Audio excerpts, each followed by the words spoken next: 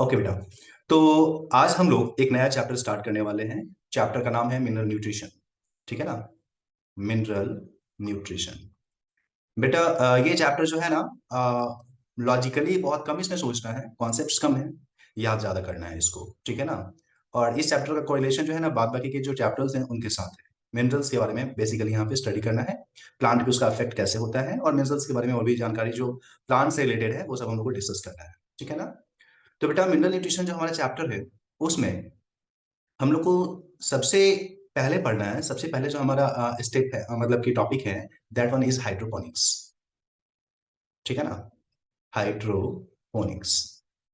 सबसे पहले हम लोग इसके बारे में डिस्कस करेंगे, फिर इससे आगे अपन डील करेंगे। ठीक है ना। तो हाइड्रोपोनिक्स में हम लोग क्या करने वाले हैं, यहाँ पे ये डिस्कस करने वाले हैं कि प्लांट को कैसे बिना मिट्टी के भी डेवलप किया जा सकता है। ठीक है ना। कभी तुम सोच सकते हो ऐसा कि बिना मिट्टी का प्लांट का डेवलपमेंट, आश्चर्य होता होगा कि बिना मिट्टी के प्लांट का डेवलपमेंट कैसे हो सकता है, संभव नहीं है। मान लीजिए ये प्लांट है अपना। ठीक है ना। तो इस प्लांट को मिट्टी चाहिए होती है ना। मिट्टी में उसका जड़ जो है वो डूबा हुआ होता है। लेकिन क्या मुझे बता सकते हो मिट्टी क्यों चाहिए होती है? अगर प्लांट के जिंदा रहने की बात करेंगे तो प्लांट तो जिंदा रहता है एनर्जी पे। एनर्जी कहाँ से मिल जाती है? तो बाहर से, वातावरण से वो कार्बन डाइऑक्साइड, ठीक है ना, वो लेता है।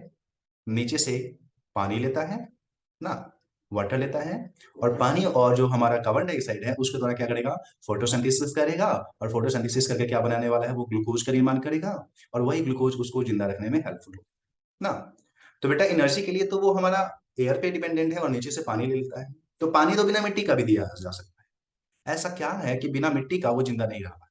रहना तो चाहिए उसको ना। तो बेटा मिट्टी क्यों लेता है प्लांट, मिट्टी की आवश्यकता क्यों होती है वो मैं तुम्हें बताऊं। असल में क्या है कि प्लांट को अपनी बॉडी को ग्रोथ और डेवलपमेंट करने के लिए केवल एनर्जी से काम नहीं चलने वाला है। उसके साथ साथ उसको एक और चीज चाहिए, वो है मिनरल्स। ठीक है ना। मिनरल्स भी चाहिए जो प्लांट के ग्रोथ एंड डेवलपमेंट के लिए बहुत ही आवश्यक होता है, बहुत ही नीडेड होता है। ठीक है ना।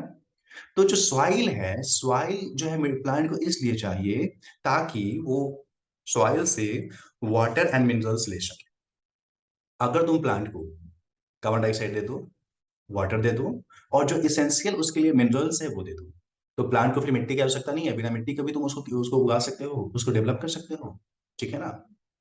इस चीज को या इसी कॉन्सेप्ट को, ठीक है ना, हाइड्रोपोनिक्स के नाम से जानते हैं हम लोग। हाइड्रोपोनिक्स क्या है? Culturing of plant without soil. ठीक है ना। तुम मिट्टी नहीं दे रहे हो, ध्यान दो, हाइड्रोपोनिक्स में क्या है, तुम उसको प्लांट को मिट्टी नहीं दे रहे हो। लेकिन मिट्टी से प्लांट जो चीज निकालता है, जैसे मिट्टी से निकालता है मिनरल, वो दे दे रहे हो। मिट्टी से प्लांट लेता है वाटर, तुम वो दे दे रहे हो। ठीक है ना। तो तुम अपने घर में क्या कर रहे हो, किसी गमले में या किसी बर्तन में बिना मिट्टी के अगर तुम उसको मिनरल्स और तुम उसको वाटर दे दोगे तो भी प्लांट हमारा ग्रोथ करेगा। और इसी कॉन्सेप्ट को हम लोग हाइड्रोपोनिक्स के नाम से जानते हैं। ठीक है ना। बेटा ये जो हाइड्रोपोनिक्स का जो कॉन्सेप्ट है ना, ठीक है ना, ध्यान दो, ये जो हाइड्रोपोनिक्स का जो कॉन्सेप्ट है, इस कॉन्सेप्ट को एक साइंटिस्ट है उसने दिया था। ठीक है ना। उसका नाम है, हाइड्रोपोनिक्स का जो कॉन्सेप्ट देने वाले साइंटिस्ट हैं उसका नाम है जूलियस वॉन सैक। मैं लिख देता हूँ, पहले इसका डिफिनेशन में लिखता हूँ। ठीक है बेटा। इसका पहले अपन डिफिनेशन लिखते हैं। डिफिनेशन क्या है? तो हम डिफिनेशन इसको बोल सकते हैं कि culturing of plant without soil. समझना मेरी बात? Without soil in artificial medium. Artificial culture medium जो तुमने बनाया है। ठीक है ना। अगर आर्टिफिशियल कल्चर मीडियम में हम लोग प्लांट का हम लोग क्या करें, कल्चरिंग करें, ठीक है ना, तो उसको हम लोग बेटा जी क्या नाम देंगे, उसको हम लोग बोलेंगे हाइड्रोपोनिक्स। ठीक है ना। ये जो विचार है, ये जो कॉन्सेप्ट है, बहुत ज्यादा पुराना तो नहीं है, 200 300 200 250 साल पहले का ये कॉन्सेप्ट है। ठीक है ना। किस साइंटिस्ट ने इस कॉन्सेप्ट को दिया है, चलो उसके बारे में डिस्कस करें। ठीक है ना। ये जो कॉन्सेप्ट है ये दिया गया था एक साइंटिस्ट के द्वारा, जर्मन बॉटनिस्ट है वो। ठीक है ना। वो कॉन्सेप्ट जो है वो दिया गया था, समझना मेरी बात, बाय एक साइंटिस्ट है जूलियस वॉन्सैक। एक बार और नाम आएगा आगे, हम लोग डिस्कस करेंगे उसके बारे में। ठीक है ना। साइंटिस्ट है जूलियस वॉन सैक्स। ठीक है ना।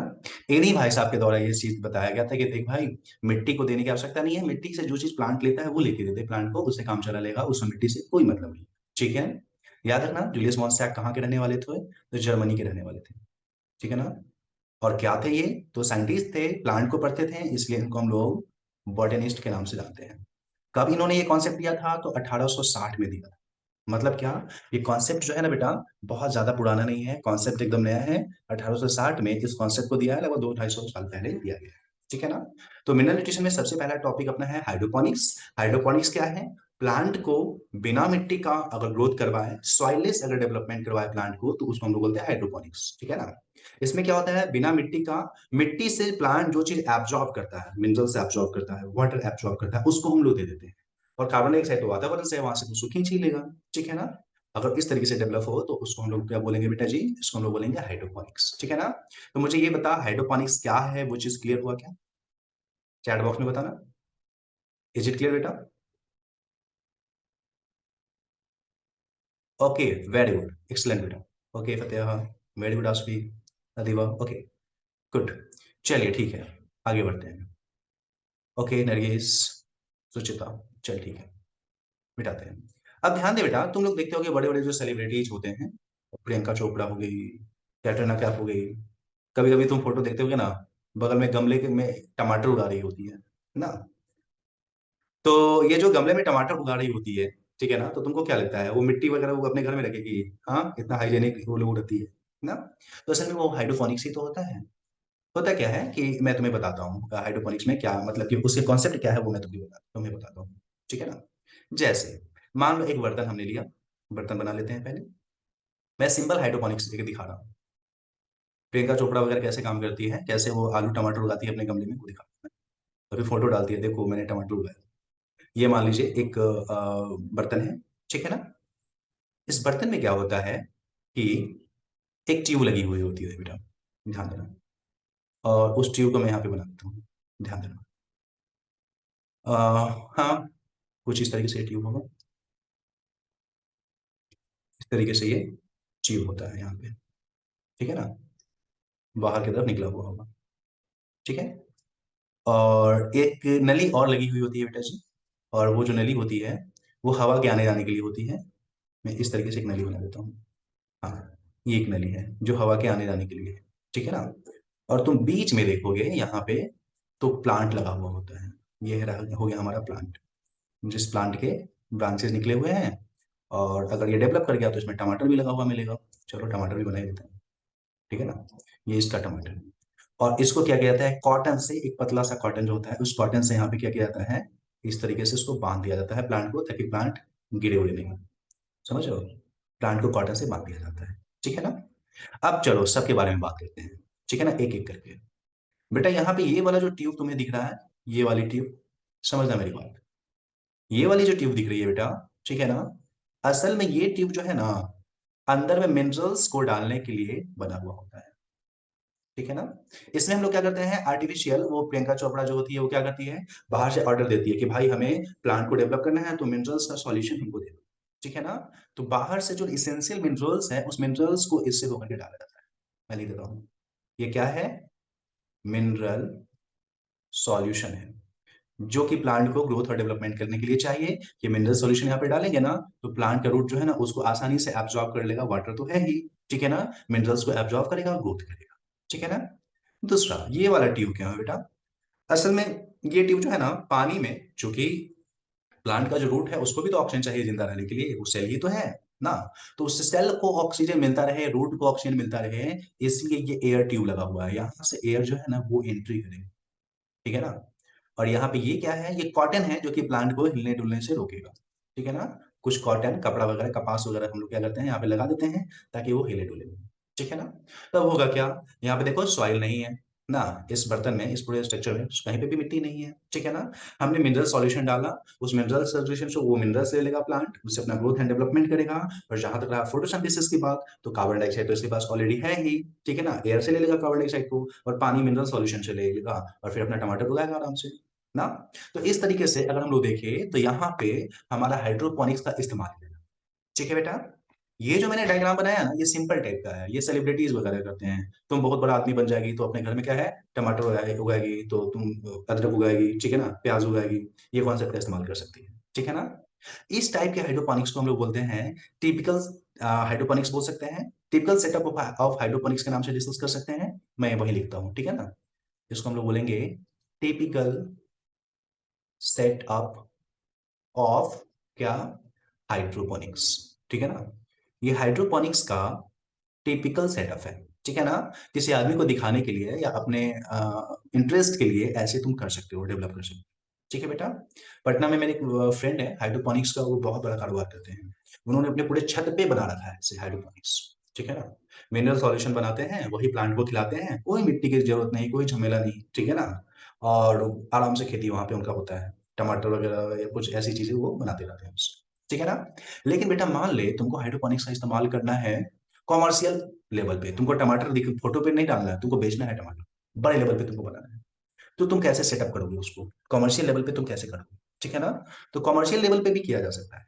जैसे सिंगापुर वगैरह सिटी हो गई, बहुत बड़ी सिटी है, वहां पे इतनी आबादी है ना कि मिट्टी है ही नहीं, केवल केवल कंक्रीट ही बिछा हुआ है, सीमेंट बालू ही लगा हुआ है। तो बेटा वैसे जगह पे खेती करने के लिए तो बड़ा तकलीफ होगा, मिट्टी तो वहां पे है नहीं, तो वहां पे कैसे किया जाएगा। तो सिंगापुर वगैरह जगह पे क्या होता है पता है तुमको, मतलब फ्लोर पे ही, मकान पे ही खेती होती है। ऐसे क्या किया जाता है, जैसे कि मान ले अपने यहाँ इतना खेत यूज किए, इतना खेत में हम लोग खेती किए, क्योंकि वहां पे मिट्टी कम है, इसलिए वो क्या करते हैं मल्टी फ्लोरल बिल्डिंग बना लेते हैं, ठीक है ना। और हर एक फ्लोर पे क्या करते हैं हाइड्रोपोनिक्स, क्योंकि मिट्टी की आवश्यकता यहाँ पे है नहीं, खेत की तो आवश्यकता है नहीं, तो वो बिल्डिंग पे ही खेती करते हैं, बड़े बड़े बिल्डिंग बना लेते हैं, उस पर खेती करते हैं, हाइड्रोपोनिक्स करते हैं, ठीक है ना। तो जहां पे मिट्टी की कमी है वहां पे हाइड्रोपोनिक्स जो है ना बड़ा ही यूजफुल रहा है बेटा।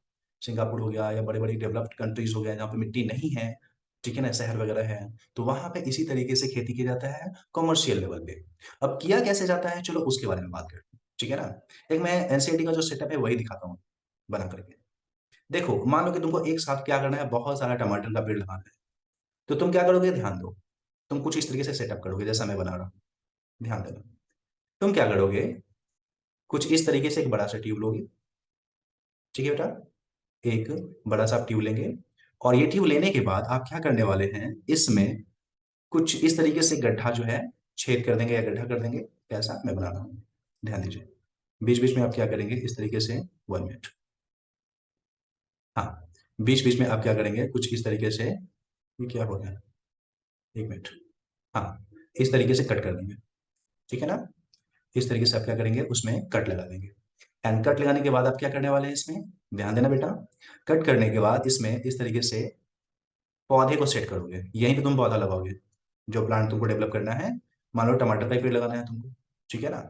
तो उस पेड़ को क्या करोगे, यहाँ पे इसमें फिट कर दोगे, ये टमाटर का पेड़ है तुम्हारा, ठीक है ना। उसको तुमने क्या किया, इस तरीके से फिट कर दिया, ठीक है ना। एंड आफ्टर गेटिंग फिटिंग आप करने वाले क्या हो बेटा, ध्यान दो। अब इसको मिनरल सॉल्यूशन देना है, ठीक है ना। मिनरल सॉल्यूशन देना है, आज भी मैं बताऊंगा बेटा, अभी ध्यान दे। मिनरल सॉल्यूशन देना है, तो मिनरल सॉल्यूशन के लिए क्या करोगे तुम, यहाँ पे एक ठो बर्तन बनाओगे कुछ इस तरीके से, ठीक है ना। और इसमें पंप लगाओगे, ठीक है बेटा, पंप लगाओगे इसमें।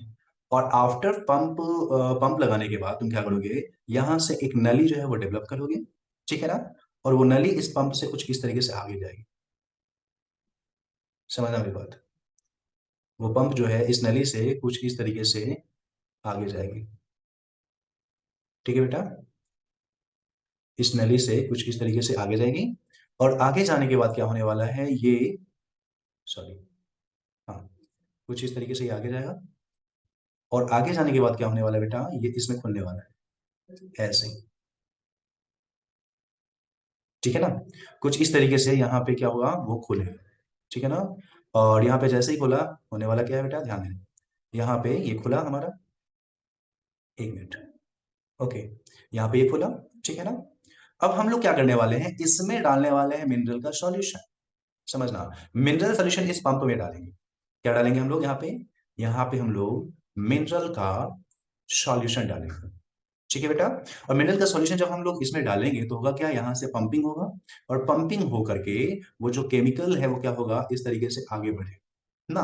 केमिकल इस पाइप से होते हुए आगे बढ़ेगा, और आगे बढ़ करके इसमें आएगा। और इसमें जैसे ही आया सारे प्लांट को अवेलेबल हो गया, हो गया ना। सारे प्लांट को अवेलेबल हो गया, सारा प्लांट जो है उस न्यूट्रिशन को ले रहा है, ठीक है ना। लेकिन एक बार में तो सारा का सारा एब्जॉर्ब नहीं कर लेगा ये ना। तो बाद बाकी अब आगे वाला मिनरल का क्या होगा, उस मिनरल का क्या होगा।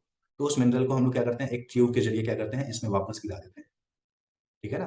एक ट्यूब के जरिए हम लोग क्या करेंगे, इसको वापस गिरा देंगे। और इस तरीके से यहाँ पे क्या होता है, मिनरल सॉल्यूशन घूमता रहता है, हर एक प्लांट को मिल रहा है, और हर एक प्लांट को मिल रहा है तो प्लांट ग्रो करेगा, और ग्रो करने के बाद क्या होगा, उसमें टमाटर लगने वाला है, या खीरा ककड़ी जो भी तुम लगा रहे हो वो लगने वाला है ना। तो देखो ना, तुम अपने घर पे ही, ठीक है ना, तुम पहला फ्लोर दूसरा फ्लोर तीसरा फ्लोर क्या करना है, इस बर्तन को रख देना है, इस सेटअप को बना लेना है ना। मिनरल सॉल्यूशन मार्केट से बना लेना है, मार्केट से खरीद लेना है या खुद से बना लेना है, और इस तरीके से उसको दे देकर के हम लोग डेवलप कर सकते हैं। आज ने बड़ा अच्छा क्वेश्चन पूछा था कि सर मिनरल सॉल्यूशन कहाँ से लाएंगे। देख बेटा, मिनरल सॉल्यूशन हर एक प्लांट के लिए ना, उस हर एक प्लांट को अलग अलग तरीके के मिनरल्स की आवश्यकता होती है, ठीक है ना। तो या तो तुम प्लांट के बारे में अच्छे से स्टडी कर, ठीक है ना, कौन कौन सा उसको मिनरल्स की आवश्यकता है वो पता कर, और खुद से उस मिनरल को खुद बना ले। जैसे उसको सोडियम कितना चाहिए, पोटेशियम कितना चाहिए, कैल्शियम कितना चाहिए, मैग्नीज कितना चाहिए, वो मिला करके उसको दे। या तो मार्केट में बहुत सारी कंपनीज है जो बना बनाया मिनरल का सॉल्यूशन बेचती है, ठीक है ना, उससे खरीद ले। जैसे पटना वाला हमारा फ्रेंड है, पूरे पटना में जितना भी मतलब कि ये मतलब कि सप्लाई होता है ना मिनरल न्यूट्रिशन का, वही करता है, कल्चर मीडियम वही सप्लाई करता है, ठीक है ना। तो मार्केट में भी अवेलेबल है और तुम खुद से भी कर सकते हो। अब रानी मुखर्जी खुद से तो बनाती नहीं होगी, वो तो मार्केट से खरीदती होगी ना। तो इस तरीके से ये अगर बड़े लेवल पे तुम, अगर तुम क्या करो, इसको बनाओ, तो इसको हम लोग विशेष नाम से जानते हैं। इसको बोलते हैं कॉमर्शियल सेटअप फॉर हाइड्रोपोनिक्स। मैं लिख देता हूँ, ध्यान दे बेटा। इस सेटअप को हम लोग बोलेंगे कॉमर्शियल सेटअप फॉर क्या, हाइड्रोपोनिक्स, ठीक है ना। इसको हम लोग कॉमर्शियल सेटअप फॉर हाइड्रोपोनिक्स के नाम से भी डिस्कस कर सकते हैं, ठीक है बेटा। तो हाइड्रोपोनिक्स का दो सेटअप है, हम लोग को ध्यान रखना है। पहला जो रानी मुखर्जी वाला है, सिंपल सेटअप, ठीक है ना। और दूसरा जो सिंगापुर चाइना वगैरह में होता है, कम जगह होने के कारण बड़े बड़े फ्लोर पे बनता है, उसको हम लोग बोलते हैं कॉमर्शियल सेटअप फॉर हाइड्रोपोनिक्स। अब देख ले तुमको कौन सा करना है, सिंपल करना है या कॉमर्शियल करना है ना। ओके, चल ठीक है। अच्छा, टमाटर उगाना है, चल ठीक है, जो उगाना है उगा। अरे कहाँ, पढ़ ले, टमाटर बाद में उगाना। चल ठीक है, पहले पढ़ाई कर, उसके बाद कुछ उगाना। चलिए ठीक है। तो ये है अपना हाइड्रोपोनिक्स, ठीक है ना। इसमें किसी को कोई दिक्कत बताना मुझे, किसी को प्रॉब्लम नहीं। ओके बेटा, एक्सेलेंट, वेरी गुड। चल ठीक है, ये सब आसान चीज है, क्या बताएं, वो तो बताने का भी मन नहीं था, लेकिन सोच बता देते हैं। क्या पता बाद में बोलिए सर नहीं बताया। चल ठीक है। तो हमारा यहाँ पे क्वेश्चन ये आया कि मिट्टी से प्लांट दो ही चीज लेता है, मिनरल्स और दूसरा वाटर। तो वाटर तो तुम दे दोगे। अब मिनरल्स की बात हो गई, ठीक है ना।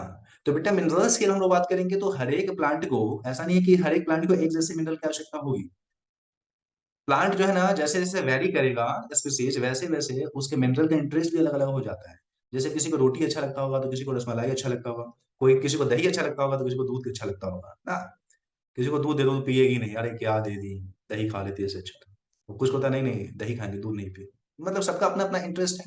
वैसे ही हर एक प्लांट को अपना अपना इंटरेस्ट है, ठीक है ना। ऐसा नहीं कि हर एक प्लांट जो है ना एक ही तरीके के मिनरल्स और एक ही मात्रा में मिनरल्स उसको चाहिए। सबको अलग अलग मात्रा में मिनरल्स चाहिए, ठीक है ना। तो इस आधार पे हम लोग डिस्कस करने वाले हैं कि लगभग में मान लो सारे प्लांट को जोड़ दे तो कितने टाइप के मिनरल्स की उसे आवश्यकता होती है, ठीक है ना। और उस मिनरल्स का क्या यूज है वो सब हम लोग अब डिस्कस करेंगे, ठीक है ना। तो उसको डिस्कस करने से पहले हमें ये बता, अभी तक पीरियोडिक टेबल में कितने मिनरल्स, कितने एलिमेंट डिस्कवर हो चुके हैं, बताना थोड़ा मुझे। Total discovered element, periodic table में कितने टोटल मिनरल एलिमेंट डिस्कवर हो चुके हैं, चैट बॉक्स में जल्दी बता। वेरी गुड बेटा, 118, ऐसा बोल रही है, 118, 111, 118, हाँ नियर अबाउट 118, चलो 118 मान लेते हैं, ठीक है ना।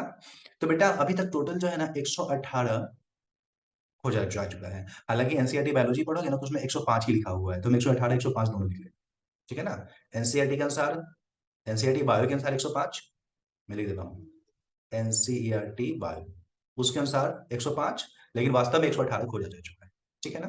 तो बेटा टोटल जो अभी तक डिस्कवर्ड हमारा एलिमेंट है दैट वन इज 180, ठीक है ना। लेकिन खास बात ये है कि तुम प्लांट में देखोगे तो ये सारा 118 का 118 एलिमेंट तुमको नहीं मिलेगा, ठीक है ना। 118 का 118 तुमको नहीं मिलने वाला है। इसमें केवल और केवल 60 ऐसे एलिमेंट है जो प्लांट में पाया जाता है, ध्यान देना। Only 60 element found in plant. Plant में केवल इसमें से 60 एलिमेंट पाया जाता है, बाद बाकी एलिमेंट जो है वो प्लांट में देखने को नहीं मिलेंगे। ठीक है बेटा। तो ये जो 60 एलिमेंट जो हमारा मतलब कि मतलब पाया जाता है प्लांट में, उसमें भी एक खास बात बताएं, ये 60 एलिमेंट्स में से जरूरी नहीं कि साठों का साठों एलिमेंट इसेंशियल हो प्लांट के लिए। ठीक है ना। इसमें से केवल 17 ऐसे एलिमेंट है जो इसेंशियल है, आवश्यक है। अगर उसको नहीं देंगे तो प्लांट को तकलीफ होगा, वो मर सकता है। ठीक है ना। बाद बाकी अगर नहीं भी मिले तो कोई दिक्कत नहीं। जैसे हमें रोटी चावल जो है वो हमारे लिए इसेंशियल है, उसके बिना हम जिंदा नहीं रह सकते हैं। हाँ, रसमलाई नहीं मिले, रसगुल्ला नहीं मिले तो कोई दिक्कत नहीं है, ठीक है ना, जिंदा रह जाएंगे। लेकिन रोटी चावल हमें चाहिए। ठीक है ना। वैसे ही इस 60 एलिमेंट, जो 60 एलिमेंट पाया जाता है, उस 60 में भी केवल 17 ऐसे एलिमेंट है जो इसेंशियल है, आवश्यक है, जिसके बिना प्लांट तरफ जाए, जिंदा नहीं रह पाएगा। ठीक है ना। तो बोल सकते हैं ओनली 17 एलिमेंट आर इसेंशियल। ठीक है ना। Essential for plant. ठीक है बेटा। तो इस तरीके से हम लोग देखें तो हमें यहाँ पे क्या समझ में आया, बड़ा ही इंपॉर्टेंट हमने डेटा यहाँ पे लिखा। टोटल अगर हम लोग यहाँ पे बात करेंगे बेटा जी ध्यान दीजिए, टोटल हम लोग बात करेंगे तो 118 से 105 एलिमेंट हमारे इन्वायरमेंट में पाए जाते हैं। लेकिन उसमें से केवल 60 को प्लांट में ट्रेस किया गया है, और 60 में से केवल 17 ऐसे एलिमेंट हैं जिसको हम लोग इसेंशियल का दर्जा दे सकते हैं कि हाँ ये बहुत आवश्यक है, अगर ये नहीं रहा तो प्लांट मर जाए। ठीक है बेटा। तो इस तरीके से केवल 17 प्लांट जो हमारा है, ठीक है ना, वो इसेंशियल है। अभी क्वेश्चन अराइज होता है कि सर, हाँ, आज भी आने वाले इस क्वेश्चन पे बेटा। अब यहाँ पे क्वेश्चन आ जाता है कि भाई साहब ये 17 एलिमेंट ही आवश्यक है, हमको कैसे पता चले? ये भी तो एक सोचने वाली बात है, हमें कैसे पता चला? तो बेटा इसका सिंपल एक इसेंशियल का मतलब होता है आवश्यक, बहुत ज्यादा जिसकी जरूरत हो। ध्यान दो, हमें कैसे पता चला कि कौन सा एलिमेंट इसेंशियल है, कौन सा एलिमेंट नॉन इसेंशियल है? ठीक है ना। तो बेटा अभी के समय में ऐसे ऐसे टेक्निक्स और मशीन डेवलप हो गए हैं, ध्यान देना, ऐसे ऐसे टेक्निक्स डेवलप हो गए हैं, ठीक है ना, मॉडर्न टेक्निक हम लोग बोल सकते हैं। ठीक है ना। मॉडर्न टेक्निक्स जो कि डिटेक्ट कर सकता है क्या, ठीक है ना, बहुत कम मात्रा में भी एलिमेंट अगर अपने बॉडी में है ना, उसको भी पता कर लेगा। ठीक है ना।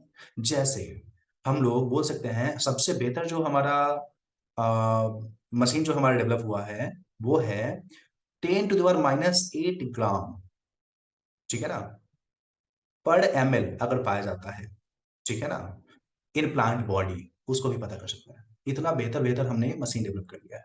ठीक है ना। तो बेटा जी हमारे पास मॉडर्न टेक्निक डेवलप हो चुके हैं, हमारे पास बहुत सारे ऐसे टेक्निक्स हैं, ठीक है ना, एडवांस टेक्निक्स हैं, जो प्लांट में 1 ml का मतलब समझ रहे हो, 1 ml में अगर 10⁻⁻8, 10⁻⁻8 का मतलब समझ रहे हो, 1 ग्राम का भी 10⁸ भाग, उतना भी मात्रा में अगर पाया जाए ना, 9 के बराबर भी मात्रा में पाया जाए ना, तो भी हम लोग पता कर लेते हैं। ठीक है ना। तो बेटा हम लोगों ने ये पता किया कि केवल 17 हमारे लिए इसेंशियल है, बाद बाकी हमारे लिए इसेंशियल नहीं है। वो इस आधार पे हमने पता किया है क्योंकि हम बहुत ज्यादा एडवांस मशीन को बना चुके हैं। इतना एडवांस मशीन की वो ना की मात्रा में थोड़ा सा भी अगर होगा तो आसानी से हम लोग उसको पता कर सकते हैं। कितना? तो ये डेटा याद रखना है, एनसीईआरटी का डेटा है, मैं इसको यहाँ पे अंडरलाइन कर देता हूँ या मार्क कर देता हूँ। 10⁻⁻8 ग्राम पर ml, इतना भी मात्रा में होगा तो आसानी से इसको हम लोग पता कर सकते हैं। ठीक है ना बेटा। तो ये चीज याद रहेगा, टोटल डिस्कवर्ड एलिमेंट 118, उसमें से 60 प्लांट में पाया जाता है, ठीक है ना, उसमें से 17 इसेंशियल है। और 17 इसेंशियल कैसे हमने पता किया? क्योंकि हमारे पास मॉडर्न टेक्निक्स हैं। वो टेक्निक इतने बेहतर है कि 10⁻⁻8 ग्राम पर ml होगा, उसको भी हम लोग पता कर लेंगे। ओके बेटा। तो यहां तक चीजें क्लियर है, आगे बढ़े अपन, बताना मुझे हाँ या ना। ओके बेटा, very good. Okay, very good. चल ठीक है, आगे बढ़ते हैं। ओके, चलिए ठीक है, इरेज कर देता हूँ। एक बात पता है तुमको बेटा, प्लांट में 17 जो इसेंशियल एलिमेंट है वो तो है ही, उसके साथ कुछ अच्छे अच्छे एलिमेंट्स भी हैं। जैसे कुछ प्लांट्स ऐसे हैं जो सोना को, गोल्ड को एब्जॉर्ब कर लेते हैं, उसके अंदर में गोल्ड होता है। रेडियो एक्टिव साइट जो होता है जहाँ पे बम वगैरह फटता है, परमाणु बम, उसके आसपास में जो प्लांट होते हैं वो रेडियो एक्टिव मेटल्स को भी एब्जॉर्ब कर लेते हैं। ठीक है ना। लेकिन वही है कि उसमें सोना चांदी है, लेकिन उस सोना चांदी की मात्रा इतना कम है कि हम निकालने में बहुत दिक्कत होगा, हमें कैसे निकालेंगे उसे ना। तो ओके, वेरी गुड। हाँ, तो इस कारण से वो उतना बेनिफिशियल अपने लिए नहीं है। ठीक है ना। चल अब हम लोग एक टॉपिक छोटा सा और हम लोग डिस्कस कर लेते हैं कि बेटा हम लोग किसको ऐसे इसेंशियल एलिमेंट बोलेंगे, इसेंशियल एलिमेंट कहने का मतलब क्या है। ठीक है ना। इसेंशियल एलिमेंट कहने का मतलब क्या है उसके बारे में डिस्कस करते हैं। हम लोग डिस्कस करते हैं क्राइटेरिया ऑफ इसेंशियल एलिमेंट। अगला टॉपिक है अपना criteria of essential element. Okay, essential element का क्या क्राइटेरिया है बेटा जी, वो अपन थोड़ा सा डिस्कस करते हैं। देख, इसेंशियल का मतलब हो गया बहुत आवश्यक, जिसके बिना काम नहीं चल सकता है। जिसके बिना काम नहीं चले तो उसको हम लोग क्या बोलेंगे, इसेंशियल एलिमेंट। ठीक है ना। तो इसेंशियल एलिमेंट के अपने एनसीईआरटी में तीन कारण बताए गए हैं। इसको हम लोग बोलेंगे, तीन रीजन बताए गए हैं जिसके आधार पर हम लोग जस्टिफाई करते हैं। कौन कौन सा रीजन है, चलो हम लोग उसको लिख लेते हैं। ध्यान देना बेटा, पहला जो अपना कारण है, पहला जो रीजन है वो ये है, अगर कोई एलिमेंट ऐसा हो जो कि हम लोग बोल सकते हैं कि किसी प्लांट की नॉर्मल ग्रोथ एंड डेवलपमेंट को सपोर्ट करे। ठीक है ना। हम लोग बोल सकते हैं जो नॉर्मल उसका जो लाइफ है, ठीक है ना, लाइफ साइकिल है, उसको सपोर्ट करे। अगर कोई एलिमेंट सपोर्ट करता है normal life cycle of plant, plant के नॉर्मल लाइफ साइकिल को अगर सपोर्ट करे तो उस एलिमेंट को हम लोग बोलेंगे इसेंशियल एलिमेंट। जैसे मान ली कैल्शियम, कैल्शियम है तो प्लांट नॉर्मल लाइफ अपना कंप्लीट कर रहा है। कैल्शियम नहीं दिए तो हम अपना नॉर्मल लाइफ नहीं कंप्लीट कर रहा है, प्लांट का ग्रोथ ही नहीं होगा।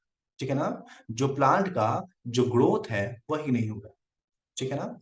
मान ले बोरोन, बोरोन नहीं दिए, प्लांट में रिप्रोडक्शन ही नहीं हो रहा। ठीक है ना।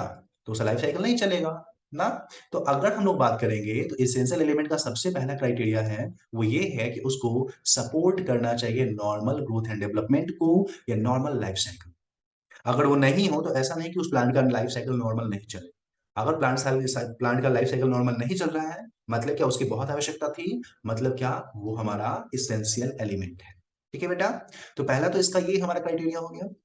चलिए दूसरा क्राइटेरिया की बात करते हैं। दूसरा क्राइटेरिया की बात करेंगे तो वो एलिमेंट नॉन रिप्लेसेबल होना चाहिए। नॉन रिप्लेसेबल होना चाहिए। अब ये नॉन रिप्लेसेबल का मतलब क्या होता है, जैसे कोई काम तुम ही को करने आता है और तुम्हारे जगह पे वो कोई काम नहीं कर सकता है, मतलब क्या तुम बहुत आवश्यक हो ना। जैसे मान लो एक एग्जांपल के तौर पे बोलते हैं कि तुम घर में जो हो ना, तुम ही वो काम पापा काम करते हैं, पापा अर्न करते हैं। ठीक है ना। पापा रिप्लेसेबल नहीं है, वो अर्न करेंगे तभी फैमिली चलने वाले, नहीं तो नहीं चलने वाले ना। हाँ तुम रिप्लेसेबल हो, तुमको घर से भगा भी दिया जाए तो कोई दिक्कत नहीं, तुम्हारा कोई काम नहीं है। ठीक है ना। तुम नहीं पढ़ोगे लिखोगे कोई दिक्कत नहीं है, छोटा वाला बच्चा है वो पढ़ लेगा, बड़ा भैया पढ़ रहे हैं वो पढ़ लेंगे, कोई दिक्कत नहीं है, तुम्हारा कोई जरूरत नहीं है ना। तो तुम रिप्लेसेबल हो फैमिली में, तुमको भगाया जा सकता है, पीटा जा सकता है, ठीक है ना। लेकिन पापा मम्मी को रिप्लेस नहीं किया जा सकता क्योंकि उनका जगह कोई नहीं ले सकता ना। वैसे ही किसी प्लांट के ग्रोथ एंड डेवलपमेंट के लिए अगर कोई एलिमेंट नॉन रिप्लेसेबल, उसकी जगह पे दूसरा कोई नहीं चलेगा, चाहिए तो वही चाहिए। ठीक है ना। अगर ऐसा हो गया तो वैसे एलिमेंट को हम लोग बोलेंगे कि भाई साहब ये बहुत ही इसेंशियल एलिमेंट है, इसके बिना तो काम ही नहीं चलेगा अपना ना। प्लांट का ग्रोथ एंड डेवलपमेंट है वो होगा ही नहीं ना। और जो तीसरा हमारा स्टेप है क्राइटेरिया को पता करने का, दैट वन इज कि वो डायरेक्टली मेटाबॉलिक रिएक्शन में पार्टिसिपेट कर रहा है कि नहीं। अगर एलिमेंट डायरेक्टली मेटाबॉलिक रिएक्शन में पार्टिसिपेट कर रहा है तो इसेंशियल एलिमेंट है। ठीक है ना। तो हम लोग बोल सकते हैं ये क्या होता है, ये डायरेक्टली इन्वॉल्व होता है, समझना मेरी बात, इन मेटाबॉलिक रिएक्शन। ठीक है ना। डायरेक्टली मेटाबॉलिक रिएक्शन में ये इन्वॉल्व होता है। ये जो हमारा है ना, ऐसा नहीं कि अगल बगल से रिएक्शन में पार्टिसिपेट करे, सीधे इन्वॉल्व होता है। तुमको पता चलेगा कि हाँ क्लोरीन की आवश्यकता है, क्योंकि यहाँ पे अगर नहीं होगा तो ये प्रॉब्लम क्रिएट हो जाएगी। मैग्नीशियम की आवश्यकता है, अगर ये नहीं रहा तो यहाँ पे ये रिएक्शन नहीं होने वाला है। छुप करके रिएक्शन यहाँ पे नहीं हो रहा है या इनडायरेक्टली नहीं हो रहा है, डायरेक्ट इन्वॉल्वमेंट है रिएक्शंस में इसकी। ठीक है ना। तो बेटा किसको हम लोग बोलेंगे इसेंशियल एलिमेंट, हम लोगों को ये चीज समझ में यहाँ पे आ गया। ठीक है ना। इसेंशियल एलिमेंट के तीन क्राइटेरिया है। पहला है नॉर्मल लाइफ साइकिल को सपोर्ट करना चाहिए उसको। ठीक है ना। ग्रोथ एंड रिप्रोडक्शन के लिए बहुत आवश्यक होना चाहिए। दूसरा नॉन रिप्लेसेबल होना चाहिए, उस एलिमेंट का जगह कोई दूसरा नहीं लेगा, वही एलिमेंट चाहिए हमें, उसके अलावा काम नहीं चल सकता है। अगर ये नहीं रहेगा तो कोई ना कोई डिफिशियंसी सिम्टम उसमें अपीयर होगी। और तीसरा क्या है, डायरेक्टली इन्वॉल्व होना चाहिए उसको मेटाबॉलिक रिएक्शन। ठीक है ना। तो बेटा जी ये क्लियर है क्या, criteria of essentiality of element, element क्यों इसेंशियल है क्यों आवश्यक है वो क्लियर हुआ। चैट में बताना मुझे। ओके बेटा very good, excellent. Okay very good, excellent. चल ठीक है, तो इसको अपन ऐसा करते हैं, कलर कर देते हैं, criteria for essentiality of element. Okay चलो ठीक है। तो यहां तक हम लोग ये चीज डिस्कस कर चुके हैं। पेज नंबर कितना होगा बताना चैट बॉक्स में।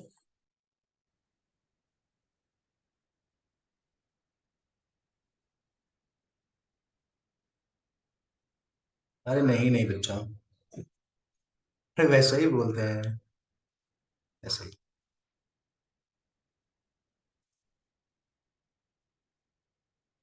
हम्म,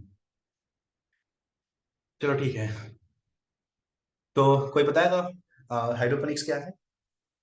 कोई भी, हाइड्रोपोनिक्स क्या है? जल्दी चैट बॉक्स में। Soilless culturing of plant, soilless culturing of plant is called hydroponics ना। ओके, रिकॉर्डिंग स्टार्ट नहीं किया क्या? वेरी गुड बेटा। हाँ, soilless culturing of plant hydroponics, okay. Total कितने एलिमेंट प्लांट में पाए गए हैं? चैट बॉक्स में बताना। टोटल कितने एलिमेंट पाए गए प्लांट में? दांत तोड़ देंगे तुम्हारा, 118 कहाँ से? तब प्लांट की बात कर रहे हैं बेटा, प्लांट की बात कर रहे हैं। टोटल प्लांट में 60 पाए गए हैं। जिस 60 एलिमेंट्स में इसेंशियल कितना होगा? 60 तो पाया गया है, लेकिन उसमें एसेंशियल कितना है? Very good, 17, excellent. अच्छा, क्राइटेरिया ऑफ एसेंशियलिटी क्या है? सबसे पहला एसेंशियलिटी क्या है? Normal growth and development support करना। दूसरा क्या है? नॉन रिप्लेसेबल, मतलब उसके जगह पे कोई दूसरा एलिमेंट नहीं आ सकता है। और तीसरा क्या है बेटा? तीसरा बता तू लोग। हाँ, directly involve in metabolic reaction और मेटाबॉलिज्म। वेरी गुड, एक्सेलेंट बेटा, एक्सेलेंट अदिबा। चल ठीक है। तो बेटा अब हम लोग डिस्कस करते हैं कि ये इसेंशियल एलिमेंट कितने टाइप के होते हैं, ठीक है बेटा। अब हम लोग डिस्कस करने वाले हैं types of essential element. Types of essential element. हम लोग इसेंशियल एलिमेंट के टाइप की बात करने वाले हैं, ओके बेटा। अगर हम लोग इसेंशियल एलिमेंट की टाइप की बात करेंगे, 1 मिनट। हाँ, अगर हम लोग इसेंशियल एलिमेंट के टाइप की बात करेंगे, तो उसको डिस्कस करने से पहले हम कुछ यहाँ पे काम कर लेते हैं। हम प्लांट के उखाड़ के लाते हैं, ध्यान देना। प्लांट को उखाड़ के लाते हैं, प्लांट का बायोमास उसको लेके आते हैं, ठीक है ना। और जो हमारा प्लांट बायोमास है उसको उखाड़ने के बाद ऐसा करते हैं, उसको सुखा लेते हैं। ये प्लांट बायोमास तुम जिसको लेके आए हो ना बेटा, ये हमारा क्या है? फ्रेश वेट है। इसको, जो जिंदा प्लांट होता है या जिंदा ऑर्गेनिज्म होता है, उसके वेट को हम लोग बोलते हैं फ्रेश वेट। फ्रेश वेट के नाम से जानते हैं, ठीक है ना। तो ये फ्रेश वेट है बेटा। इसको क्या करने वाले हैं? इससे हम लोग इसको ड्राई कर लेते हैं, ध्यान दें।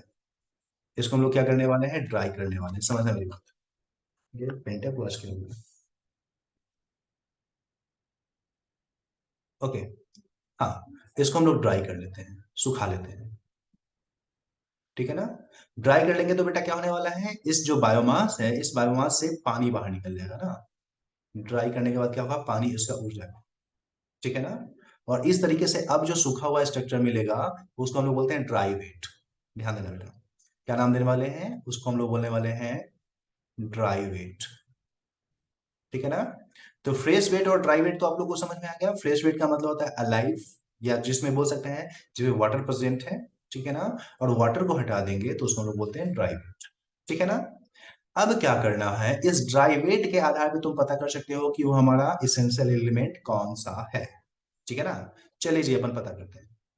ये जो ड्राई वेट है ना बेटा, उसको लेना है। और लेने के बाद क्या करना है? उसमें किसी एलिमेंट की मात्रा को पता करना है, ठीक है ना। हम लोग एलिमेंट के वेट को देखने वाले हैं। अगर एलिमेंट, ध्यान देना, अगर एलिमेंट की मात्रा 10 मिली मोल, ठीक है ना, पर किलोग्राम से ज्यादा हो, ठीक है ना। अगर एलिमेंट की मात्रा 10 मिली मिली मोल पर किलोग्राम से ज्यादा हो, तो ऐसे एलिमेंट को बेटा हम लोग विशेष नाम से जानेंगे। इसको हम लोग बोलेंगे मैक्रो न्यूट्रिएंट, ठीक है ना। इसको हम लोग बोलेंगे मैक्रो न्यूट्रिएंट। वैसे नाम से ही क्लियर हो रहा है। मैक्रो, मैक्रो का मतलब होता है ज्यादा, बड़ा। माइक्रो का मतलब होता है छोटा, मैक्रो का मतलब होता है बड़ा, ठीक है ना। लार्ज, ज्यादा, ठीक है ना। तो यहाँ पे क्या है? ज्यादा मात्रा में है, 10 मिलीमोल पर किलोग्राम से ज्यादा है, इसलिए इसको हम लोग मैक्रो के नाम से जानेंगे, ठीक है ना। वही बेटा जी दूसरा में क्या होता है, ध्यान दीजिए, सेकंड वाले की बात करते हैं, ठीक है ना। अपन यहाँ पे सेकंड की बात करते हैं। अगर ऐसा हो कि एलिमेंट का मात्रा 10 मिली मोल पर किलोग्राम से कम हो। ठीक है बेटा, 10 मिलीमोल पर किलोग्राम से कम। ठीक है ना। तो बेटा यहाँ पे कम हो गया ना। अगर कम हो गया तो उसको क्या बोलेंगे, अगर उसको मैक्रो बोले हैं ज्यादा को, तो कम को क्या बोलेंगे, माइक्रो बोलेंगे। ठीक है ना। इसको नाम देंगे माइक्रो न्यूट्रिएंट। ठीक है बेटा, ऐसे को हम लोग क्या नाम देने वाले हैं, this is known as micro nutrient. इसको हम लोग माइक्रो न्यूट्रिएंट के नाम से डिस्कस कर सकते हैं। ओके, जस्ट एक मिनट होल्ड करना है, कॉल आ रहा है, मैं बता दूं क्लास में। जी बोलिए। हेलो। हाँ बोलिए। नहीं अभी क्लास।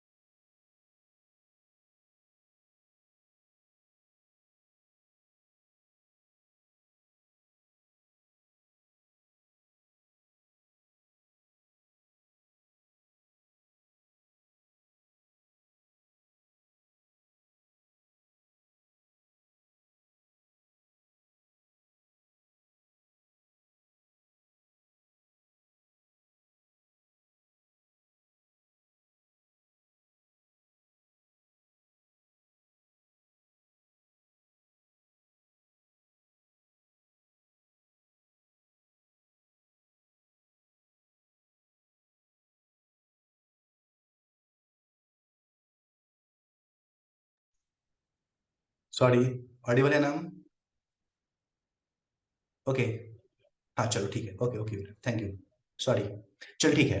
तो हमने यहाँ पे क्या डिस्कस किया, अगर 10 मिलीमोल पर किलोग्राम से ज्यादा तो मैक्रो, और 10 मिलीमोल पर किलोग्राम से कम तो माइक्रो। ठीक है ना।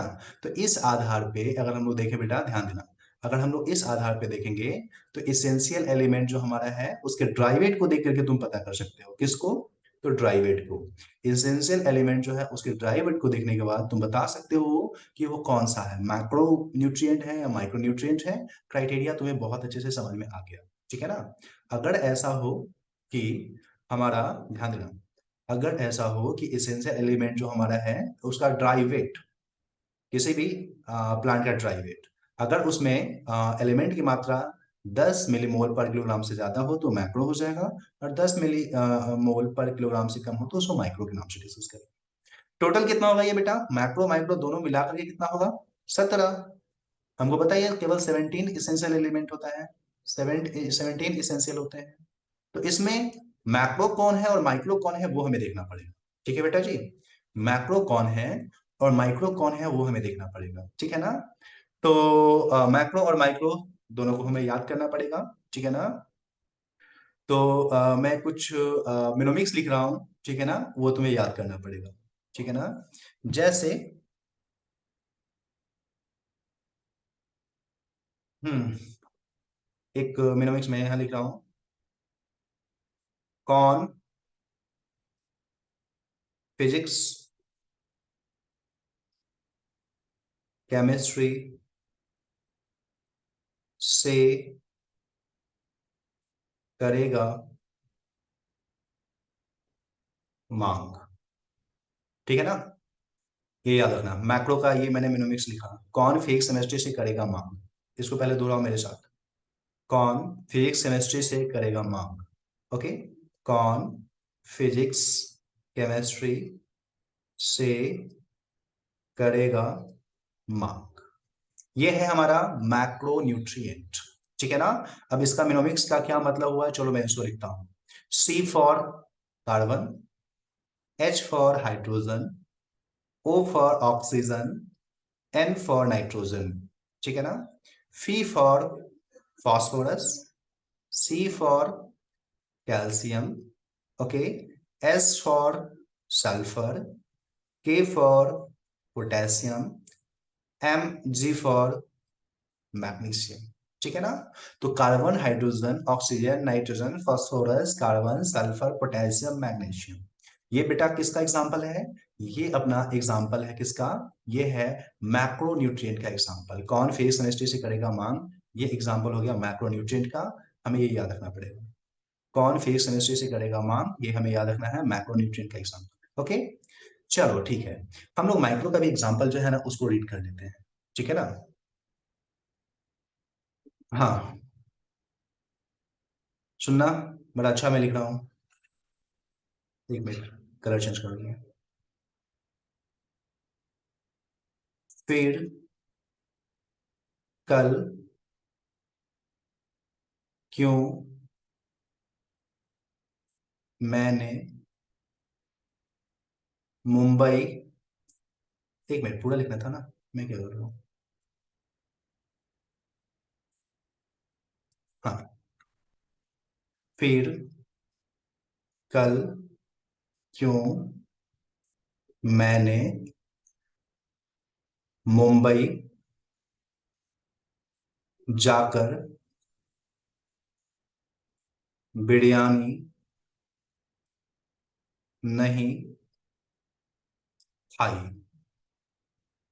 याद रखना, माइक्रो का एग्जांपल है ये। फिर कल क्यों मैंने मुंबई जाकर बिरयानी नहीं खाई, या फिर कल, हाँ, फिर कल क्यों मैंने मुंबई जाकर के बिरयानी नहीं खाई, ठीक है ना। ये अपना माइक्रो न्यूट्रिएंट का एग्जांपल है। सबका मतलब मैं बताता हूँ, एक मिनट रुक जाओ। फिर कल क्यों मैंने मुंबई जाकर बिरयानी नहीं खाई, खाई का कोई मतलब नहीं होता इसलिए मैं उसको कैपिटल लेटर से लिख रहा हूं, ठीक है ना। अब सबका मतलब क्या होता है बेटा, उसको हम लोग डिफाइन कर लेते हैं, ठीक है ना। ध्यान देना, फिर से आ जाएगा फेरस, आयरन, Fe, ठीक है ना।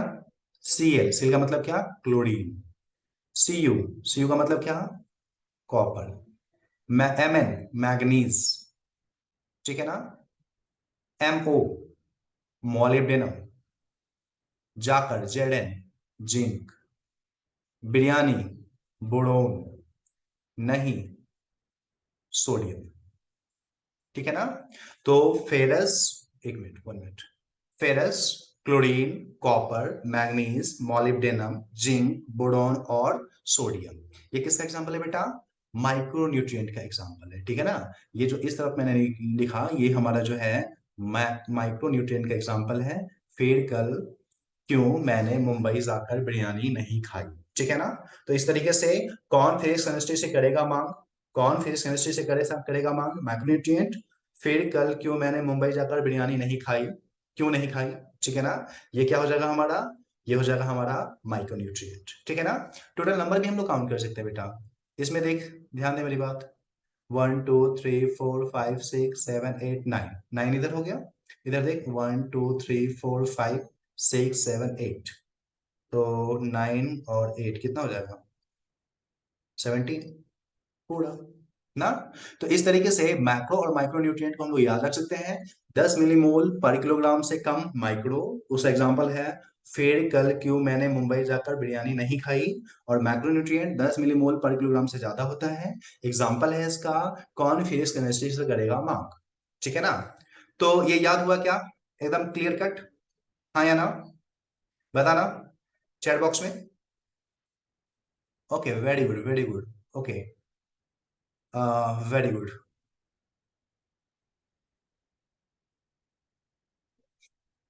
Okay, very good, excellent. चल ठीक है, अगर ये हो गया तो जल्दी से 10 बार जो है ना इसको रट, ठीक है ना। एटलीस्ट 10 बार इसको रटो और एक बार कॉपी पे लिखो, ये याद रखना बहुत जरूरी है बेटा, डायरेक्टली क्वेश्चन यहाँ से पूछा जाता है, ठीक है ना। मैं तुमको 5 मिनट का टाइम दे रहा हूँ, 5 मिनट नहीं, 4 मिनट का टाइम दे रहा हूँ, जल्दी से इसको याद कर। जल्दी। मैं किसी से भी पूछ सकता हूँ अनम्यूट करके। याद कर, तो 5 मिनट का टाइम दे रहा हूँ।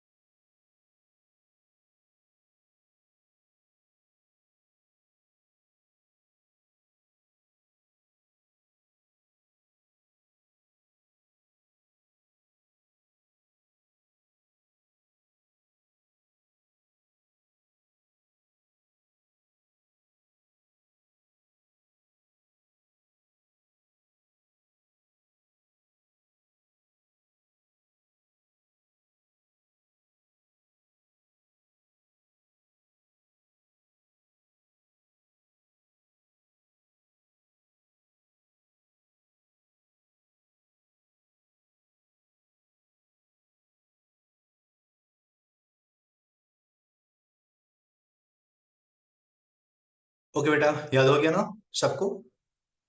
चल ठीक है। अगर याद हो गया तो इसको हम लोग डिलीट करते हैं और फिर से एक बार खुद से लिखते हैं, ठीक है बेटा? चल ठीक है। अब मुझे बताना, मैं लिख रहा हूँ। ठीक है ना?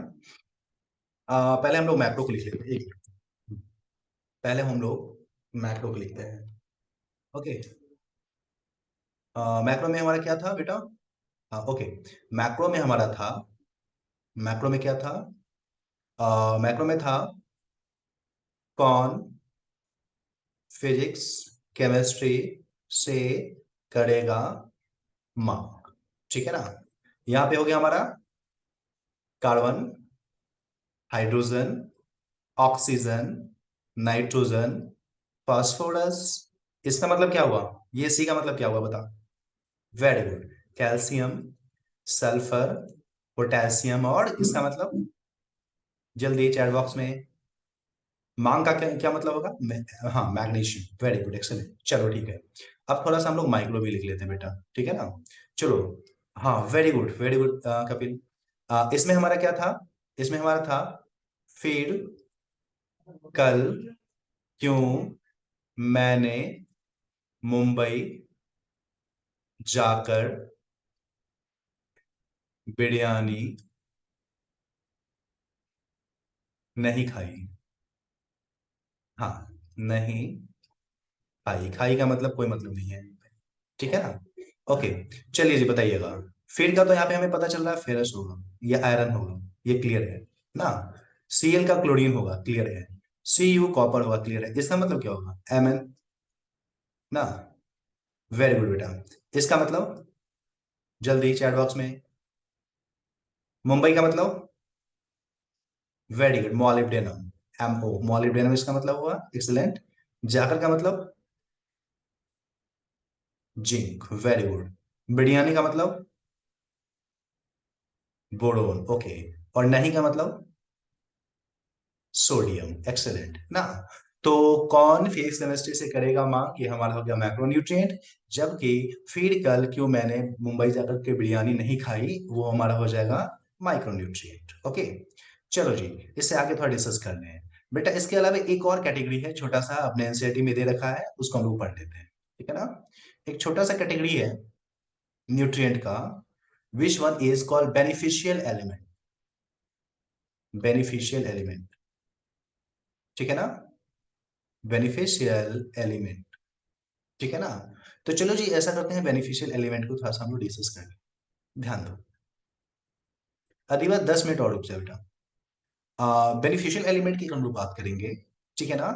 तो जैसे हायर प्लांट जो होता है उसके लिए हमारा बेनिफिशियल एलिमेंट, ठीक है ना।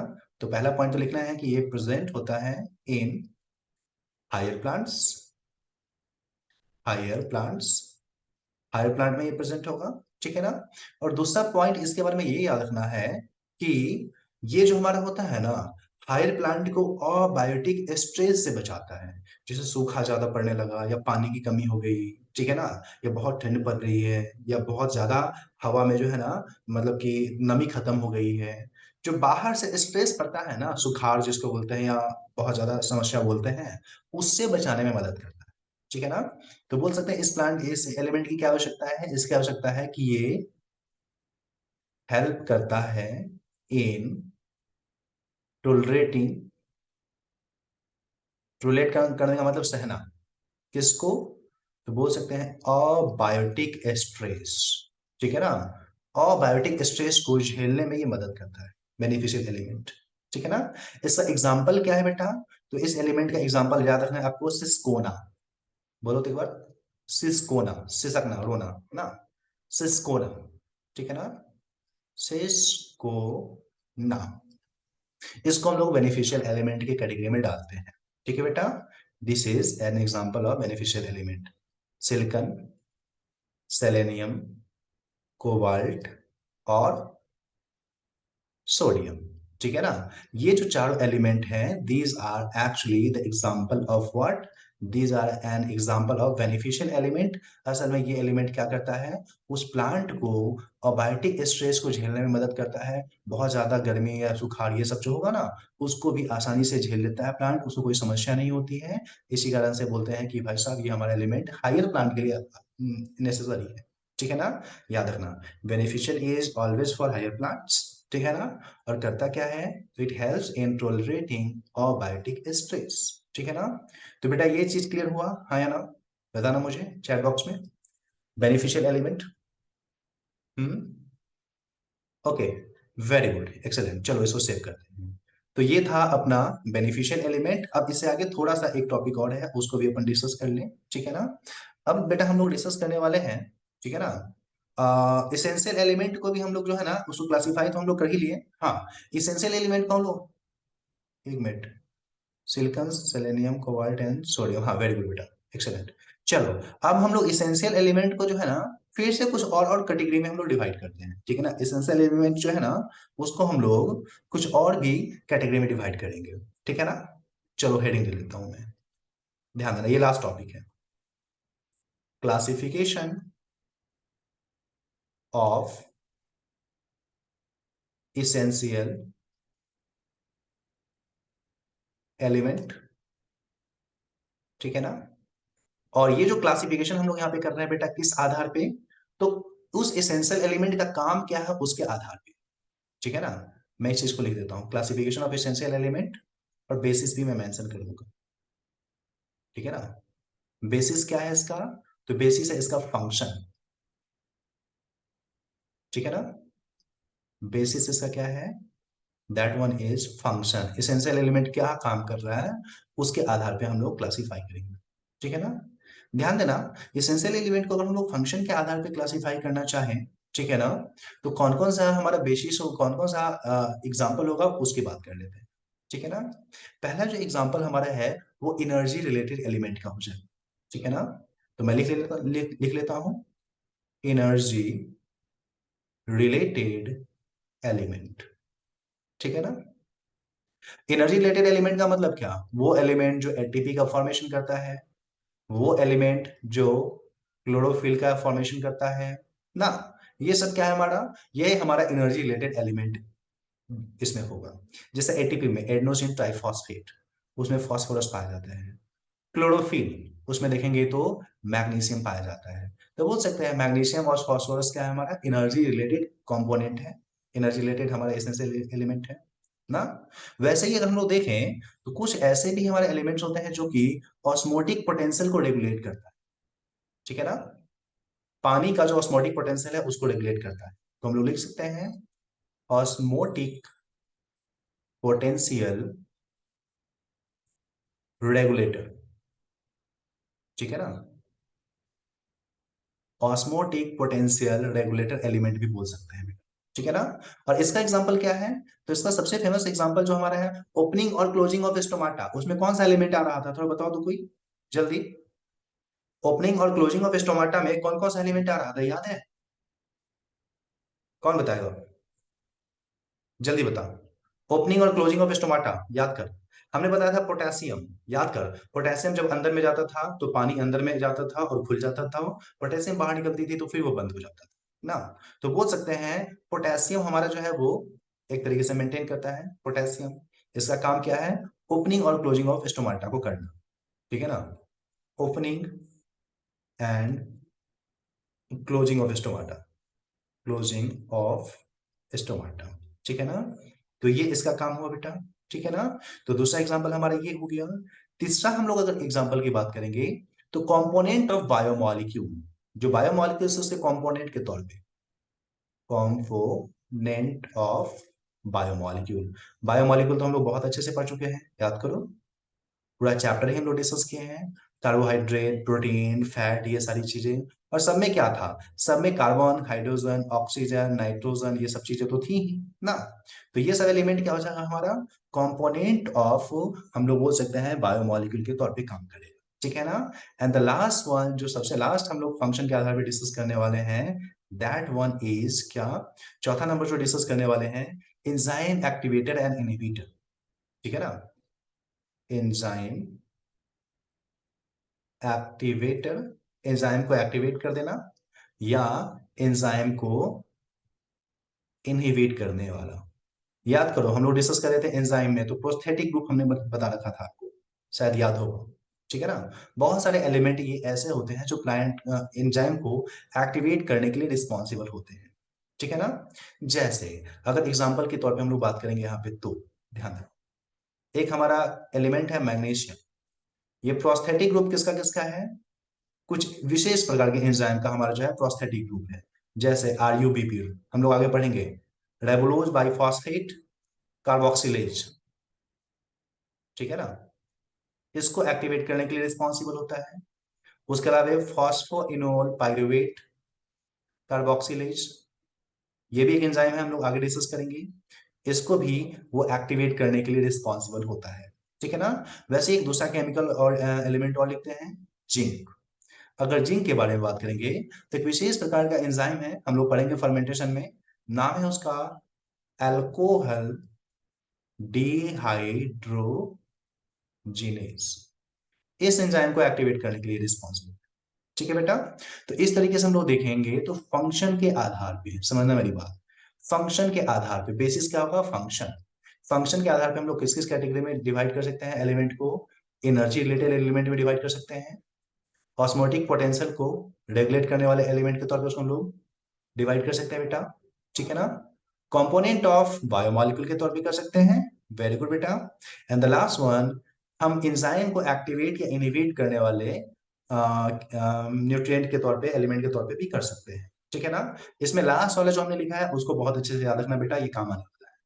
मैग्नीशियम चाहिए आरयूबीपी और पेप कार्बोक्सिलेज को एक्टिवेट करने के लिए, जबकि जिंक चाहिए हमें अल्कोहल डिहाइड्रोजनेज को एक्टिवेट करने के लिए, ठीक है बेटा। तो ये था हमारा classification of element on the basis of function. ठीक है ना? और बेसिस के आधार पे हम लोग अगले क्लास में डिस्कस करेंगे, ठीक है ना? क्लास को यहीं